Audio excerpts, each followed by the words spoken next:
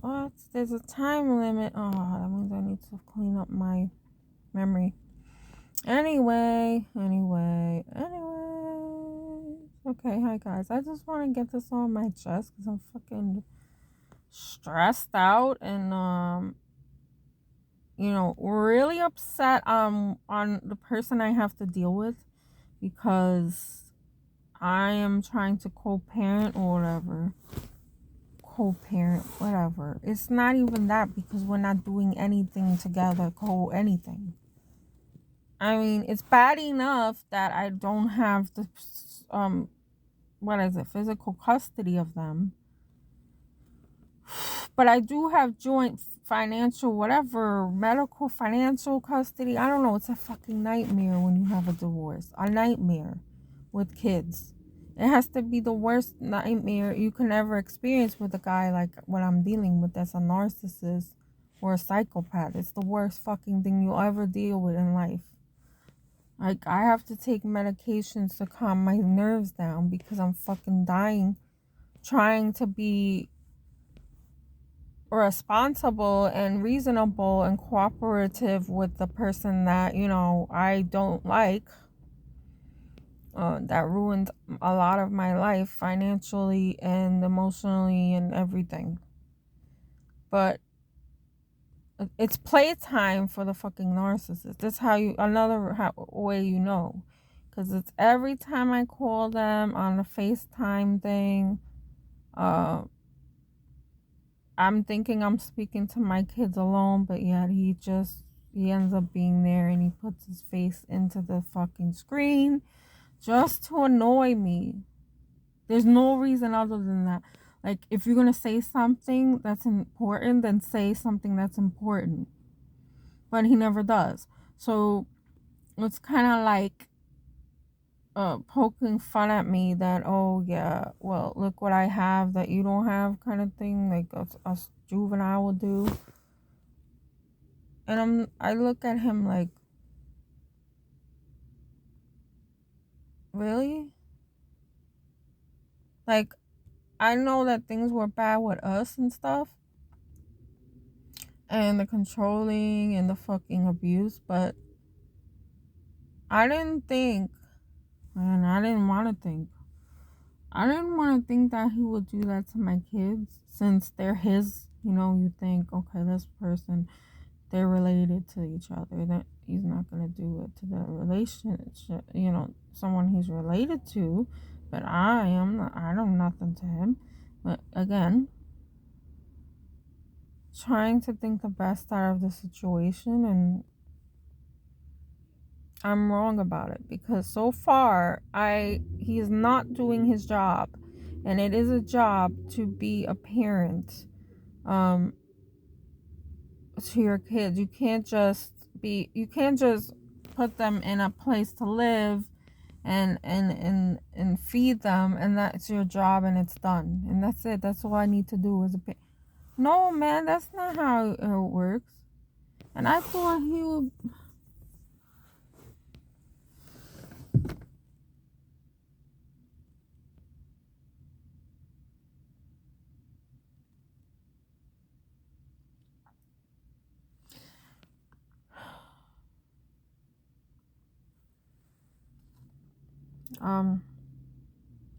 My daughter was in school where he lives at in that state. She enjoyed it. I did go over to see her. She was doing cheerleading, which is great and productive, and she enjoyed it and she was good at it. And then for about a year, and then she's supposed to join again this year. And they weren't sure if they were able to get a what do you call that, cheer coach this year or some crap like that. I mean, I could understand that because the way the schools are these days, they are just in horrible shape. But I'm like, okay, because they came for the summer over here while I'm still homeless, basically between houses, because I let go because of my own self. I let go of my apartment and thinking I'm going to be able to cooperate with this person so I could see them, and he's saying that he could help me when fucking every time he says something that benefits me, I should know automatically that it won't, and it's a lie. But yet I still don't get it. Like, I still think that this person has humanity in him, and I don't know. In regards to my kids, I'm thinking, well, you got some shit with me, but you can put that aside while we deal with our kids together, because that's a responsibility for us both. And no, that's not the case. I was definitely wrong, because not only did he take money from me when I didn't even divorce him. That's the stupidest part. He divorced me because he got the coronavirus check, stimulus checks and all that, and he had the money to do it, and he wanted to be more closer with his girlfriend over there. He's not even living with her anymore and moved out. I can't even make this up. You all won't believe me. So he moved out with my kids. Well, he was with the girlfriend in her home while we were in the divorce process, and I guess she helped him out with her lawyer, and also I don't even know. She probably paid for the lawyer for all I know, but I had to pay for my own lawyer, and I don't live there. I don't live in that state. I have to have a lawyer in my state where I live, which is New Jersey. Well, it was, and uh, I had to find a lawyer in a different state that I have known nothing about. I mean, that was like a big fucking stress and expense for me. And so, and also everything was online. Everything was through the Skype or whatever video phone. And I didn't even get a chance to meet the guy. I just saw him. I just talked to him on the phone, and what really sold me on him, I guess, is that his retainer fee was a lot less than other lawyers were charging. And I have limited funds, and I'm not going to be able to just give you a big chunk of money, like, right before the whatever, services. Like, I'm not doing that. So thinking about it is like, wow, that was a big mistake, because the guy, I don't think I heard him open his mouth more than like 2 sentences throughout the whole process of the divorce, which didn't even go to trial, but it dragged out the process for some reason for like 6 months. And then we didn't even go to trial. And by the time we reached the part that it could have been a trial, that I wanted to pursue a trial and have my family as witnesses, but for the most part, I could have gotten them to speak, but one of them didn't want to, and I'm like, what the fuck? But regardless of that, I wanted to go to trial, and he's like, well, that's gonna be another 3,000 or whatever the fuck. I'm like, what? I just gave you most of the money I had. For first retainer, and then the retainer ran out, which I don't understand, because where's the proof that you spent all these hours on my case? Where's the fucking proof anyway? So I asked him for a receipt of proof, and I didn't even get that. And by then it was too late, because you can't pull out. You can't get a new lawyer. Well, you can, but you have to pay a new retainer fee with that lawyer, and I don't have that money. So I really don't understand the legal system, and you think that a lawyer you're paying will give you this information, and they didn't. But I was in a bad time between not knowing what the fuck to do. And so I'm sorry, I can't talk. So the whole process was online and through Skype, and at first I didn't know how to use Skype, and the microphone wasn't working too good, and they got frustrated with that, and I'm thinking, why are you getting frustrated with that? I'm having an issue with the speakers here. And that didn't matter to the judge or anybody. Who cares, right? So, um, I didn't get the kids. He tried to proclaim that I abused the kids and things that because of my disability information, and I mean my disability, and he had to bring that up, and then they asked me about it, and I thought to myself, isn't this against the law? Well, that's the judge, right? Against HIPAA laws or something. And I did say that, and they didn't like my answer because I guess they don't like the talk back thing. And then, I told them partially of what my diagnosis was, because if I went on and on, it wouldn't look good, and they don't have proof anyway. So, that's what I think really made me lose this full custody back. And I really tried, because I did send documents with the proper app and everything, official app, scanning my documents to my lawyer, which I still have.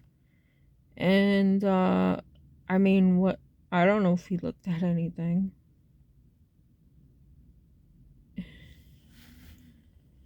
And when my lawyer brought certain things up, he was supposed to send her a transcript of like phone calls, threatening phone calls that I have from my ex, that I do have saved. And that didn't work, because he said, well, it doesn't matter if there's any domestic violence record on him, if they're not going to take that into consideration regarding the kids. And I'm like, what do you mean?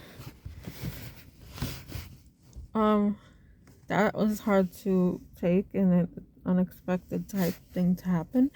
And I'm thinking, what the fuck is going on here?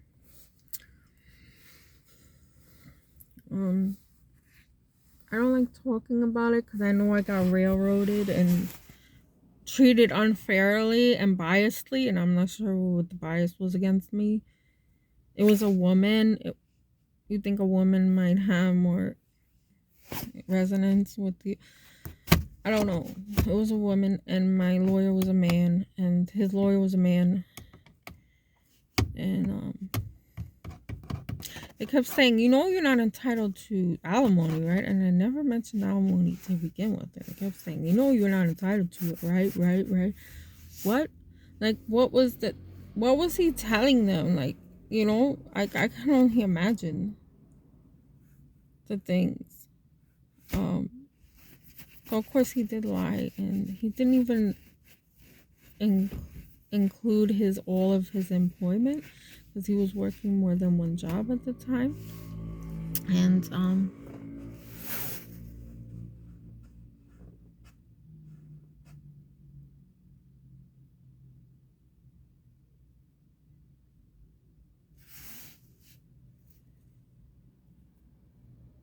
the judge didn't like that I took my son. I went on the plane and I picked him up and I brought him back to New Jersey.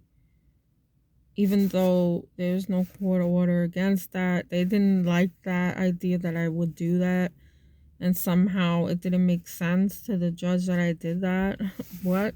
That's my son, because it's my son. I don't need another reason. That's my son. I'm going to go pick him up. If he wants to come with me, he's coming with me.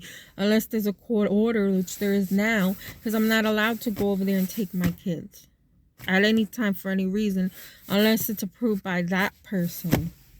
Like, that ever happens. And it doesn't, because I don't see them. I don't barely ever get to talk to them.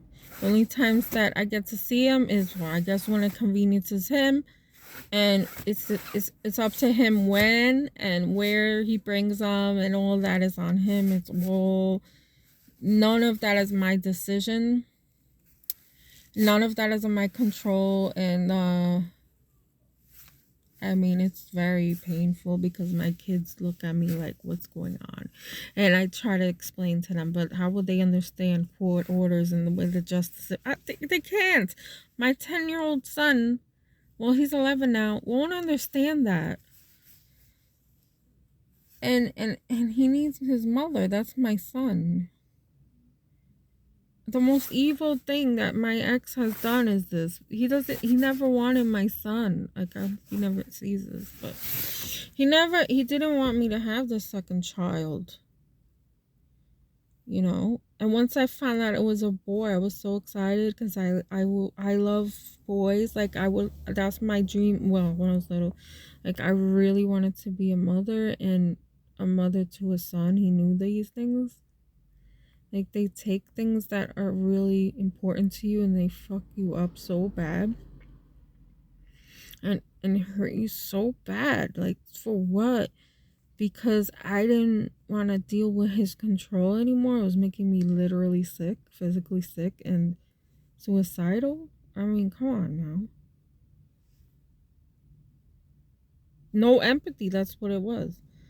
If I begged him and pleaded to him and I showed all my emotion towards him, and it just made him more sick of me. It made him more disgusted with me the more emotion I show. And it was so fucking hard. And every time I left him, because well, we're not getting along very well, are we? And then he would make me come back to him with some kind of a fucking thing.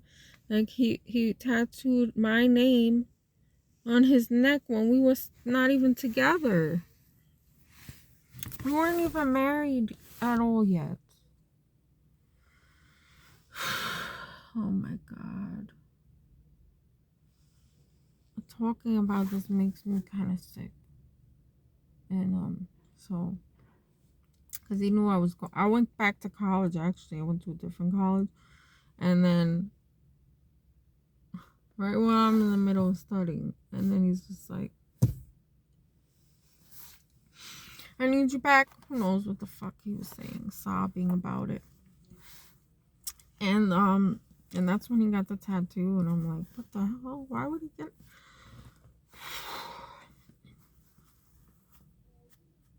And then when I went back to him in Florida, he made me get a tattoo. He made me get the tattoo of his name on my neck too, and I didn't even want it there. Like, I wanted it on my wrist because that's like what most people were doing back then, putting names on their wrist. And he made me put it on my neck, and I'm like, I still did it.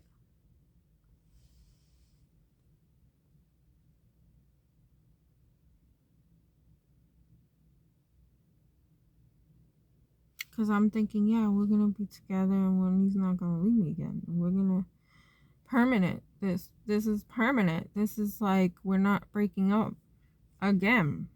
This is before I had a son. I only had one daughter at the time. So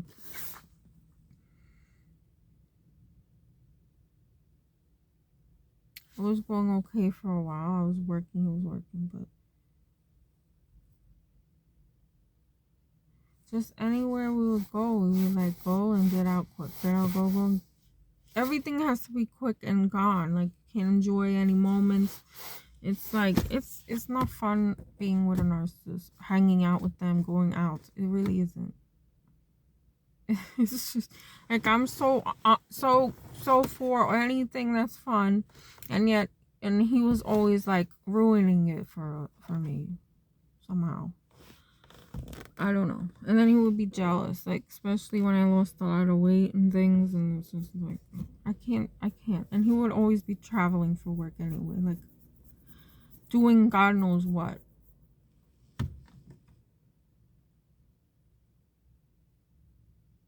I'm just so mad at myself because of how I look at it now.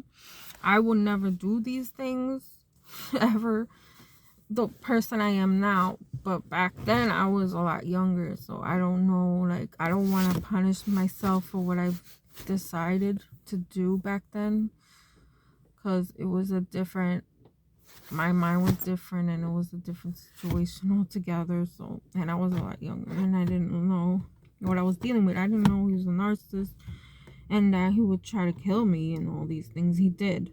So, and then try to take money and all these things he can take from me, during the time when I found out he was cheating and things, and I was questioning more things, is when he would be very paranoid and attack me for no reason, for things that he thinks I did, or I couldn't be at the store for longer than, like, say, an hour or something, and then he would call me to come home right away. It was so horrible.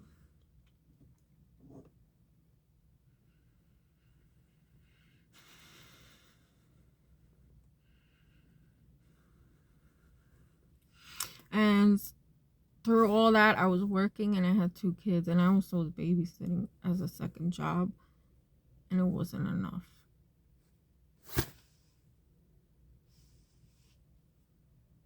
It still wasn't enough.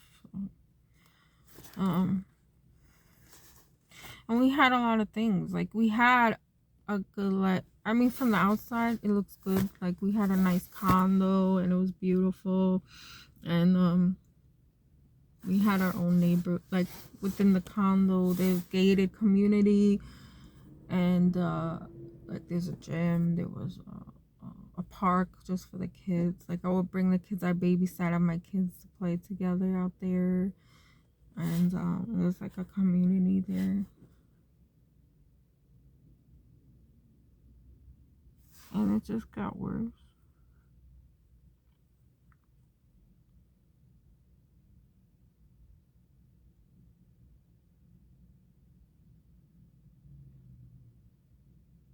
You don't think someone would really not care about you when they knew you since you were like a teenager?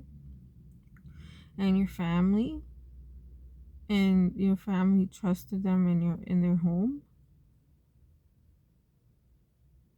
Like my grandparents' house and all that. My grandfather bought a house finally after working so hard in New York City here as an immigrant. And he disrespects my grandfather before he died, and then not long after he died of cancer. So, and that was very hard for me, but I didn't grieve right. I just got more reckless with things that I was doing a little bit. But I never cheated on my husband. I didn't want to do that. I am a one-man woman. And, I would just be into certain drugs. I would do drugs again, like cocaine, not weird drugs, like the higher grade drugs, not like meth or stuff like heroin. No, I never did that. Or drinking, But to kind of grieve over my losses, I'm not gonna be able to talk much about this because it's not gonna come out very coherently, and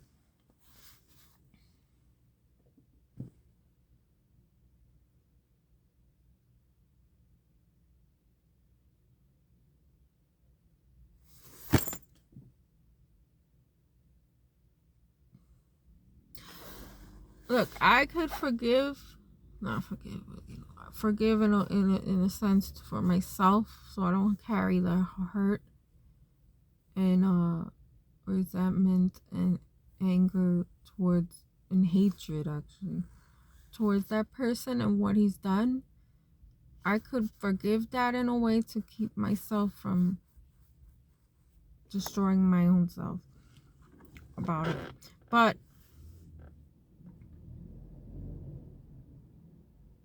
the problem with that is I have 2 kids with him and I'm still dealing with it.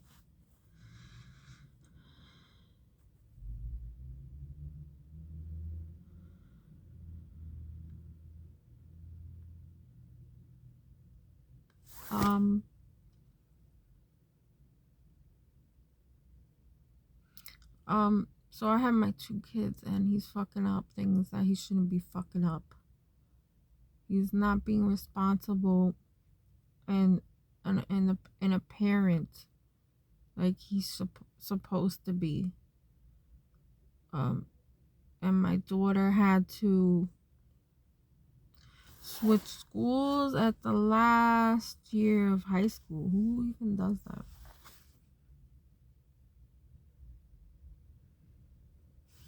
Who even does that? Knowing that you have a prom, you have your friends to go to the prom with, you have graduation, you have um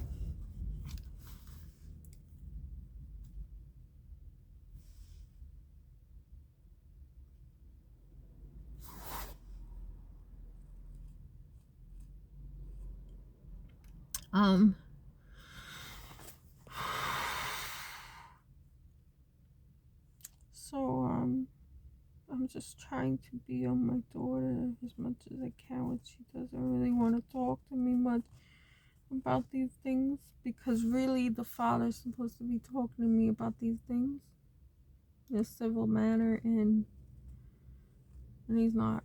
And he just refuses. He just blocks me, and he just does not answer emails or anything, and it's a joke still. This person is not changing, and I know what he is. So it's not mistaken that I think he's a narcissist. He is.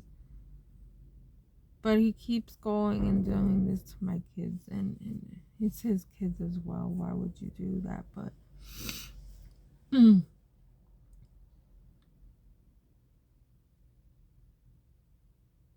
so I have to do things I don't want to do. I have to go out of my way. I have to figure out a way that I could watch over them in a better place where I'm closer, and make sure they follow the things they're supposed to do and not wander off the wrong way or give up on life. And my son is pretty young, so it's a big burden on me. I mean, to deal with the father for another who knows what many years. And all my family, all the people my kids know is in the East Coast. And